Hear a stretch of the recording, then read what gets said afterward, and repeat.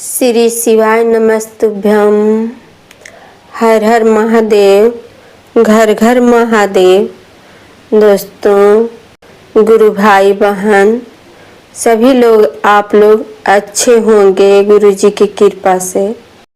श्री शिवाय नमस्तुभ्यम। दोस्तों, ये कहानी है सुनार की तकदीर।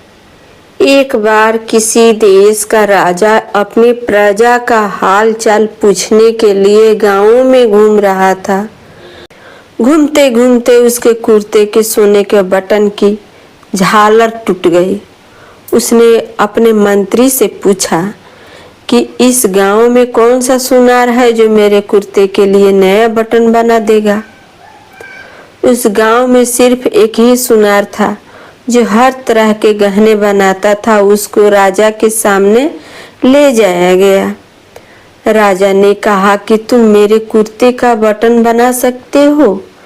सुनार ने कहा, हुजूर, यह कोई मुश्किल काम थोड़ी ही है।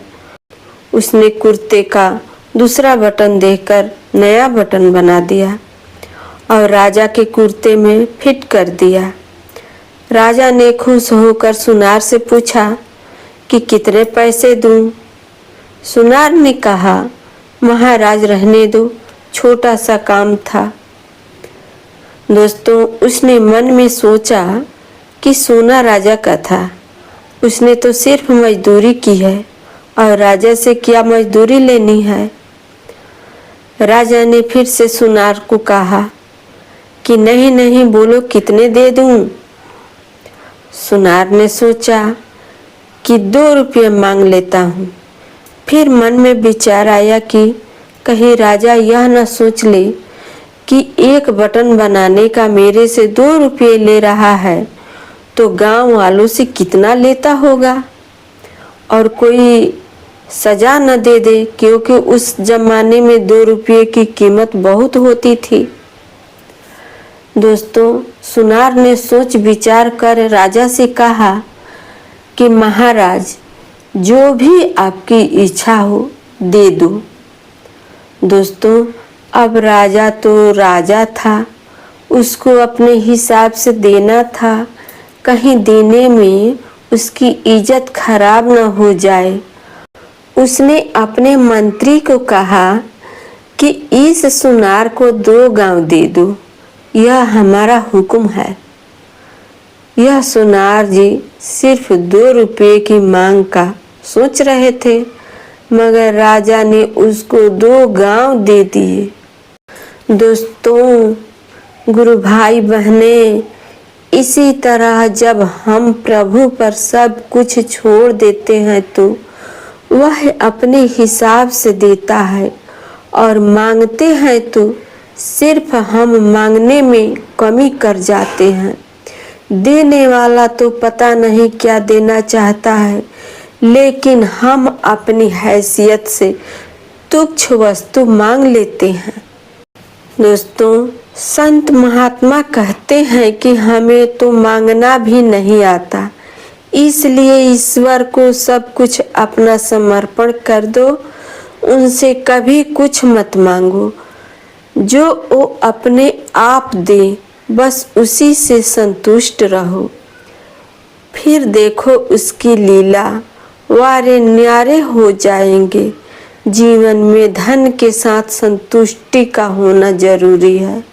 दोस्तों, पहला, निस्वार्थ सेवा का फल अवश्य मिलता है।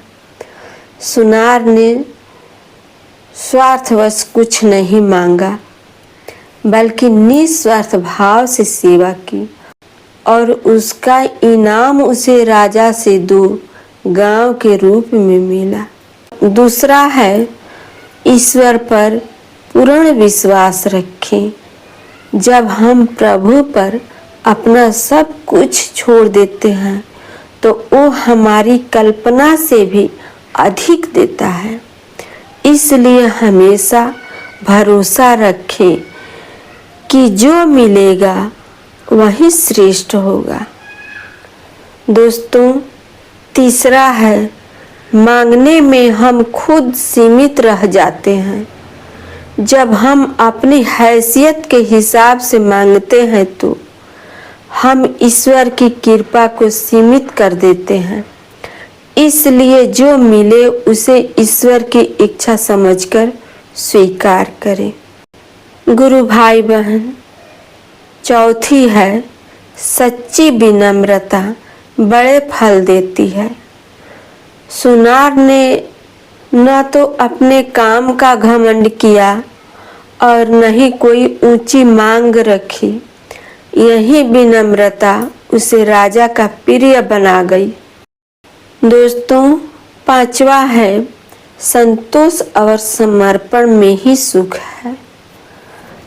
अगर जीवन में धन है लेकिन संतुष्टि नहीं तो सुख अधूरा है, लेकिन अगर संतोष है तो कम में भी जीवन समृद्ध लगता है।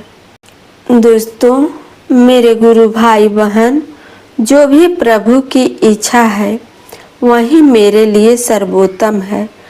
जब यह भाव मन में आता है तभी सच्चा आत्मिक सुख और समृद्धि मिलती है।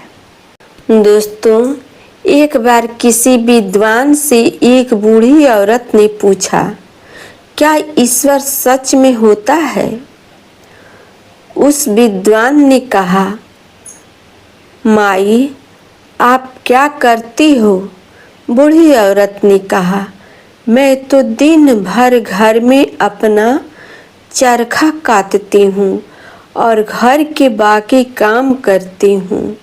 उस विद्वान ने कहा, माई, क्या ऐसे भी कभी हुआ है कि आपका चरखा बिना आपके चलाए चला हो या कि बिना किसी के चलाए चला हो? दोस्तों, बूढ़ी औरत ने कहा, ऐसा कैसे हो सकता है कि वो बिना किसी के चलाए चल जाए? ऐसा तो संभव ही नहीं है। जब विद्वान ने कहा, माई, अगर आपका चरखा बिना किसी के चलाए नहीं चल सकता है तो फिर ये पूरी सृष्टि बिना किसी के चलाए कैसे चल सकती है? और जो इस पूरी सृष्टि को चला रहा है वही इसको चलाने वाला भी है और उसे ही ईश्वर कहते हैं। इसी तरह एक व्यक्ति ने उसी विद्वान से पूछा, आदमी मजबूर है या सक्षम? विद्वान ने कहा, अपना एक पैर उठाओ। उस व्यक्ति ने उठा लिया। फिर उस विद्वान ने कहा, अब अपना दूसरा पैर उठाओ। उस व्यक्ति ने कहा, ऐसा कैसे हो सकता है? मैं एक साथ दोनों पैर कैसे उठा सकता हूँ? दोस्तों, तब उस विद्वान ने कहा, इंसान ऐसा ही है, ना पूरी तरह से मजबूर और ना ही पूरी तरह से सक्षम। उसे ईश्वर ने एक हद तक सक्षम बनाया है और उससे पूरी तरह से छूट भी नहीं है।